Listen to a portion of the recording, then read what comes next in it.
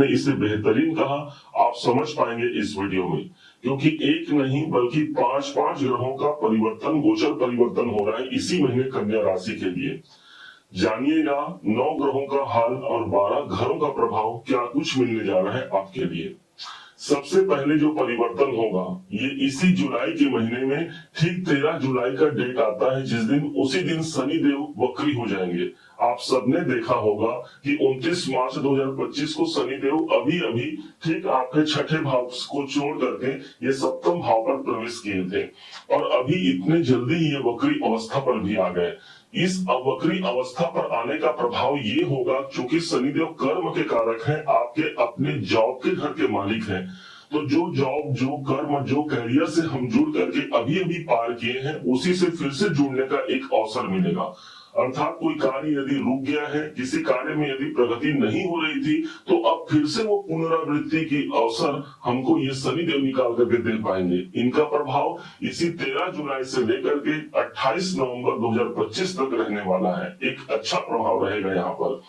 शनि की दृष्टि वैसे भी देखा जाए तो कन्या राशि के अपने राशि पर ही पड़ रही है। इनकी 7वीं दृष्टि आपके अपने राशि पर है, जिसके कारण से हेल्थ, स्वास्थ्य के लिए भी ये शनि का गोचर 13 जुलाई से एक अनुकूल गोचर के रूप में निकलकर सामने आएगा। इसके बाद अगला परिवर्तन होगा ठीक 16 जुलाई को। 16 जुलाई का डेट आता है, सूर्य देव जो अभी तक चल रहे हैं आपके 10वें भाव पर, आपके कैरियर के भाव पर, 16 जुलाई तक का जो समय होगा वो समय होगा आपके कैरियर के लिए एक अनुकूल समय हो गया। कोई गवर्नमेंट से जुड़ करके काम करना चाहते हैं, कोई ऊंचा पोजीशन चाहते हैं, मान सम्मान की वृद्धि चाहते हैं, ये सूर्य हमको निकाल करके दे पाएंगे। क्योंकि 16 तारीख को ही यही सूर्य 10वें भाव को छोड़कर एक घर आगे प्रवेश करेंगे। जैसे ये एकादश भाव पर प्रवेश करेंगे, सूर्य और बुध का बुधादित्य नाम का एक राजयोग बनेगा और वो राजयोग बनेगा आपके इनकम के घर पर, लाभ के घर पर। एक अच्छा अवसर रहेगा जहां पर एक बड़े लाभ के दायरे को हम प्राप्त कर पाते हैं। ठीक इसके बाद अगला गोचर आएगा जिसका प्रभाव होगा 18 जुलाई को, और पूरे इस महीने बुध जो आपके अपने कन्या राशि के स्वामी हैं, इन्हीं का प्रभाव अपने राशि से ठीक 11वें घर पर होगा। और ये घर है बड़ी इच्छाओं की पूर्ति का। चूंकि ऑलरेडी यहाँ पर सूर्य बुध का योग बना रहेगा, सूर्य ऑलरेडी बुध के संग रहेंगे, इस हिसाब से यदि समझा जाए तो बड़े अवसर हमको प्राप्त होने जा रहे हैं। हो सकता है जो काम काफी लंबे समय तक हमारे लाभ हो या कोई इच्छित कार्य हो हमसे पूरा हो रहा है, सूर्य और बुध दोनों की युति मिलती है, उस प्रभाव से वो कार्य हमारा पूरा हो जाए। कैरियर के दृष्टिकोण से भी सूर्य अभी अभी कैरियर को छोड़ेंगे 16 तारीख को। जैसे 16 तारीख के बाद का समय आता है, जो हमने काम किया है उस काम से हमें इनकम की बढ़ोतरी लाजमी रहेगी। इसके पश्चात अगला गोचर परिवर्तन होगा और वो होगा शुक्र के माध्यम से, और ये परिवर्तन होगा 26 जुलाई को।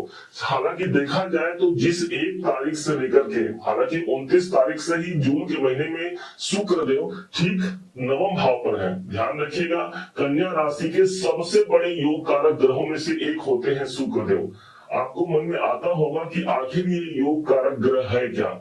जो प्लस होता है इसे हिंदी में कहा जाता है योग, अर्थात वो ग्रह जो आपके जीवन को जोड़ने आया है। और वही योग कारक ग्रह जिस हाउस का वो लॉर्ड है, 9वें भाव के वो स्वामी बनते हैं और 9वें भाव पर ही स्थित रहेंगे।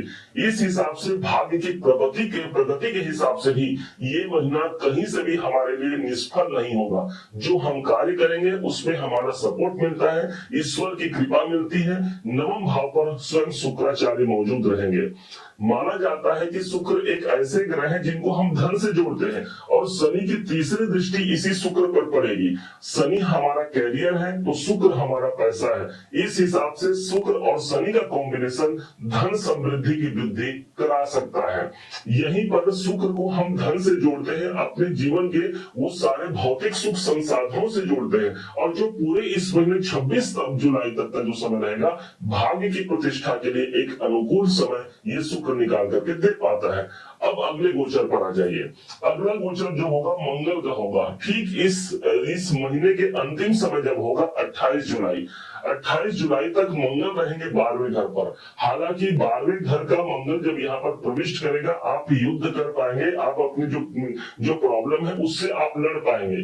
12वें घर पर मंगल का होना, इसका तात्पर्य ये भी हो गया तीसरे घर के स्वामी है। कोई छोटी मोटी लंबी यात्राएं भी हो सकती हैं, जो छोटी यात्राएं होनी थी वो अचानक से बड़ी यात्राओं में परिणित हो सकती है। चूंकि मंगल आपके लिए अष्टमेश होते हैं, कोई प्रबल योग कारक ग्रह नहीं है, तो अगर वो अष्टम भाव पर है तो अच्छा ही, 12वें घर पर है तो अच्छा ही हो गया। इसके पश्चात जैसे ही 28 तारीख का समय आता है, आपके अपने राशि पर प्रवेश करेंगे मंगल देव, और उस समय पर आपको अपने हेल्थ का ध्यान रखना है, स्वास्थ्य का ध्यान रखना है, क्योंकि एक अष्टमेश जब आपके अपने लग्न पर आएगा तो स्वाभाविक सी बात है उस स्वास्थ्य में गर्मा गर्मी भी ये मंगल हमको दिला सकता है।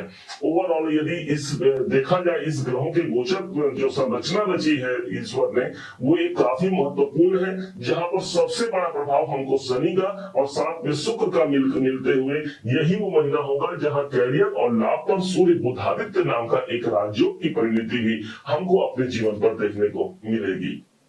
इस महीने जो उपाय करने होंगे बड़े ध्यान से समझिएगा। इस महीने उपाय जरूर कीजिएगा। शुक्र देव इस समय पर स्वराशि के हैं, धन और प्रतिष्ठा के कारक होते हैं। यही शुक्र देव के लिए माता लक्ष्मी जी की आराधना, कनक धारा स्तोत्र का पाठ या श्री सूक्त का पाठ किया जा सकता है।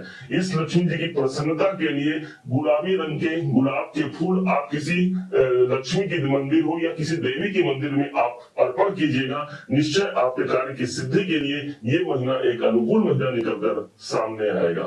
उम्मीद है आप सबने इसे समझा, आप सबने इसे जाना है।